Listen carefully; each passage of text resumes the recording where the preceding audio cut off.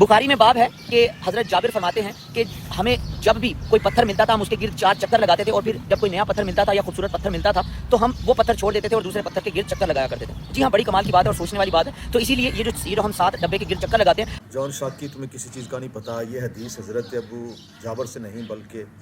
حضرت ابو رجاء طاردی سے روایت ہے۔ کتاب المغازی کے اندر اس کا ذکر ہے، اور اس میں حضرت ابو رجاء طاردی جو ہیں وہ اپنے زمانہ جاہلیت کے مشرکانہ جو رسم و روایت تھے اس کے بارے میں بتا رہے ہیں کہ جب ہم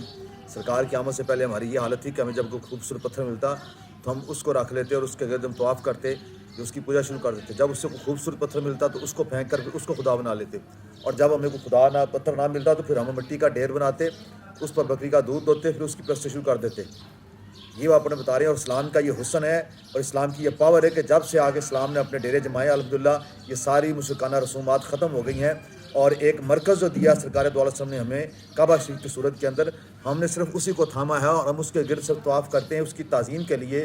ہم اس کی عبادت نہیں کرتے، عبادت اپنے رب کی کرتے ہیں، اور یہ ہمیں ایک مرکز دیا گیا ہے کیونکہ انسان ایک مرکز چاہتا ہے، انسان ایک ایسی چیز چاہتا ہے جہاں اس کا ساتھ اس کی ایک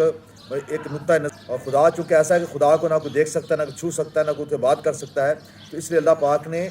ایک ہمیں ہمارے ذہنوں کو ایک جہاں پہ یکسو کرنے کے لیے، ہمیں اکٹھا کرنے کے لیے، اجتماعیت کرنے کے لیے ہمیں ایک مرکز دیا کعبہ کی صورت میں، اور الحمدللہ اس وقت سے لے کر آج تک دوبارہ مسلمانوں نے کسی بھی خوبصورت چیز کو دیکھ کر اپنا عقیدہ اور ایمان نہیں بدلا۔ آج بھی کعبے کے گرد بڑی بڑی خوبصورت عمارتیں جو ہیں بنائی گئی ہیں، اور یہ بھی ایک دین سے دور کرنے کا ایک حربہ تھا، لیکن اللہ کے فضل و کرم سے اس کعبے کی حرمت اور عزت اس قدر ہمارے دلوں میں داخل کر دی گئی کہ اب جان تو جا سکتی ہے لیکن کعبے علاوہ کسی اور کے گرد ہم چکر نہیں لگا سکتے۔ یہ میرے نبی پاک صلی اللہ علیہ وسلم کی تعلیم ہے، اور یہ اللہ کا فضل عظیم ہے اسلام کے اوپر۔ تو اس لیے اسلام کی یہی تو پاور ہے، اسلام یہی تو بتاتا ہے کہ جب تک اسلام نہیں آیا تھا انسان اتنا بھولا تھا، جس چیز کو اپنے سے طاقتور دیکھتا، جس چیز کو خوبصورت سمجھتا اسے معبود بنا کر اس کے سامنے جھک جاتا، کبھی سورج کے سامنے، کبھی چاند کے سامنے، کبھی دریاؤں کے سامنے، کبھی بڑے بڑے درختوں اور پہاڑوں کے سامنے۔ یہ تو آ کر سارے کا سارا آقا علیہ السلام نے بتایا کہ جن چیزوں کی تم پوجا کرتے اللہ نے اس کو انسانوں کے لیے مسخر کیا ہے، پھر آپ نے خود سارے مسخر کر کے بتائے، اور پھر آپ نے جو میری شریعت پہ عمل کرتا جائے گا اللہ اسے بھی یہ پاور عطا فرمائے گا۔ اسی لیے حضرت عمر فاروق رضی اللہ عنہ کا واقعہ ہے کہ جب آپ اپنا قمیض دھو رہے تھے